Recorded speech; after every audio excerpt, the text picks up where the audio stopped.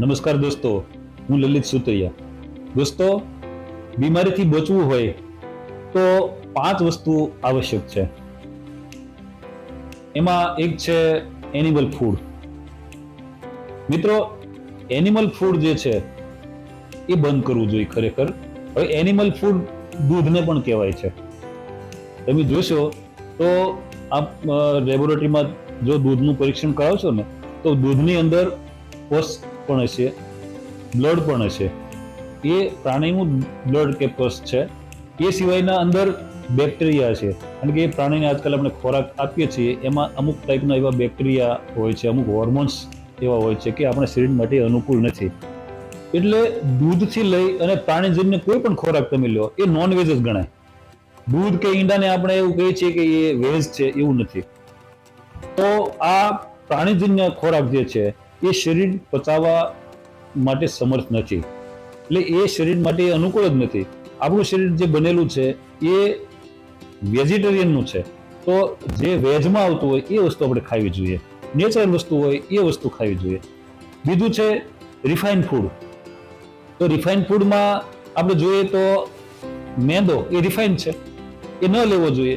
એ સિવાયના રિફાઇન ફૂડમાં તમે જુઓ તો એ ઓઇલમાં જે બનાવેલી વસ્તુ હોય છે, પેક વસ્તુ હોય છે, કે જે પેક ફૂડ હોય છે, આ બધી જ વસ્તુઓ છે એ વસ્તુ આપણે આપણા શરીરથી એને દૂર રાખવી જોઈએ, કારણ કે એ જે વસ્તુઓ છે એની અંદર સારા બેક્ટેરિયા હોતા નથી.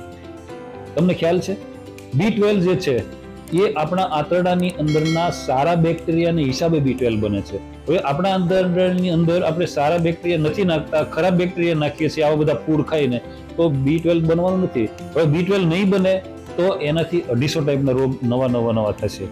એટલે આપણે ખરેખર જોઈએ, આજકાલ એવું કહેવામાં આવે છે કે B12 આમાંથી મળે, તેમાંથી મળે, કે નોનવેજમાંથી મળે, એવું નથી.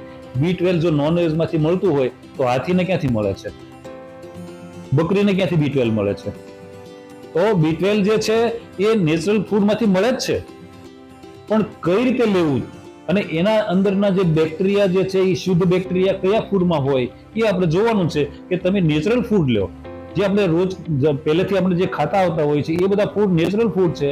બાજરો, ઘઉં જે છે, તો ઘઉંમાં તમે એને લોટ ન બનાવો, એને તમે ફાડા કરીને ખાઓ તો એ ઘઉં સારા જ છે.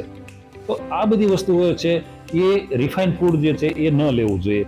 આપણે જોવા જઈએ તો ત્રીજી વસ્તુ હું તમને કહું તો વધારે પડતું પકાવેલું ભોજન, એટલે કે વધારે પડતું ગરમ કરેલું ભોજન એ આપણું શરીર પચાવી નથી શકતું, એ આપણા શરીરને નુકસાનકારક છે. વધારે પડતું ઠંડુ એ જેમ નુકસાનકારક છે એમ વધારે પડતું ગરમ પણ નુકસાનકારક છે.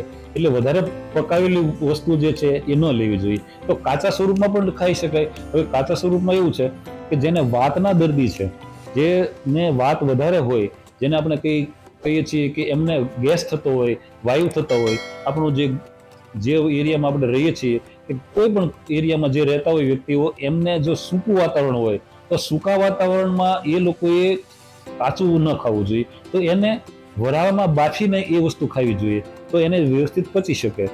એ પછીનું આપણે જોઈએ તો સૂર્યની ઉપસ્થિતિ, સૂર્યની હાજરીમાં ભોજન લેવું જોઈએ. એટલે કે સવારે 8 થી સાંજે 8 સુધીમાં ભોજન લઈ લેવું જોઈએ. સૂર્ય તો સાંજે 6 વાગે 7 વાગે આથમી જતો હોય, તો એ સમય દરમિયાન આપણે ભોજન લઈ લેવું જોઈએ. સૂર્ય આથમાથી ઉગ્યા સુધીમાં ભોજન લેવાય નહીં. એના માટે એ કારણ એ છે કે આપણું જે પેનક્રિયાસ છે એ સૂર્યની ગેરહાજરીમાં બંધ થઈ જાય છે.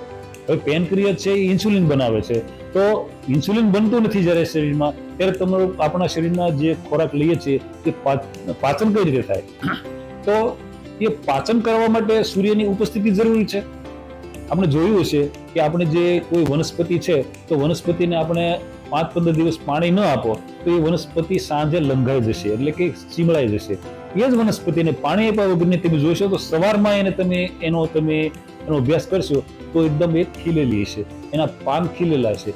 એનું કારણ શું? તો કે એ સૂર્યની ઉપસ્થિતિમાં એનો ખોરાક બનાવી લે છે, પણ એ પાણી આપ્યું નથી, એટલે એ સમય જતા પાછી એ ચીમળાઈ જશે. એવું જ શરીરની અંદર છે. શરીરની અંદર આપણા જે આંતરડાની અંદરના બેક્ટેરિયા છે, એ બેક્ટેરિયા છે અને આપણી અંદરના શરીરના જે સેલ્સ છે, એ સેલ્સ જે એ સવારમાં આપણે જ્યારે જાગીએ ત્યારે એ એક્ટિવ હોર્મોન્સના હિસાબે એ એકદમ એક્ટિવ થતા હોય છે અને એને સવારમાં આપણે એવી વસ્તુ આપીએ જેથી કરીને એ સેલ્સ જે છે એ પૂરેપૂરું આખા દિવસનું ભોજન જે લઈએ છીએ એ પચાવી શકે. એટલે સૂર્યની ઉપસ્થિતિ એટલી બધી અગત્યની હોય છે. એવી જ રીતે એક રોલ છે પાણીનો. તો પાણી જે છે એ સ્ટ્રક્ચર્ડ પીવું જોઈએ, આલ્કલી પાણી પીવું જોઈએ. તો સ્ટ્રક્ચર્ડ પાણી બનાવવા માટેના પણ ઘણું બધું છે. આજે આપણે કોર્પોરેશનનું પાણી પીએ છીએ તો કોર્પોરેશનના પાણીમાં એ ક્લોરિલેશન કરેલું હોય છે. આપણે રોલ જોવા જઈએ તો એ ભલે એની પીએચ લેવલ એને 7ની આસપાસ આપવું હોય કે 7.5ની આસપાસ આપેલું હોય, પણ એ ખરેખર એસિડિક પાણી છે.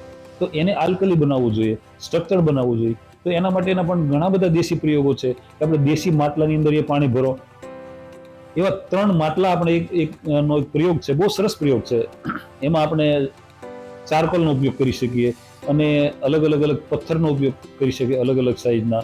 એમાં આપણે દાખલા તરીકે 3 માટલા લીધા હોય, ઉપરનું એક માટલું, એક એની નીચે માટલું, એક એની નીચે મટકું. આ રીતે મટકા ઉપર નીચે કરી, ઉપરના મટકામાં નીચે હોલ રાખો, 5-6 હોલ રાખો અને એ મટકાને ચારકોલ સહિત પથ્થરથી એને 75% એ વસ્તુ ભરી દો અંદર અને એ ઉપર પાણી અંદર આપો. તો એ પાણી ધીમે ધીમે ધીમે પથ્થરને આ ચારકોલની જોડે અથડાય અને એ એક્ટિવ પાણી થશે, સ્ટ્રક્ચર પાણી થશે.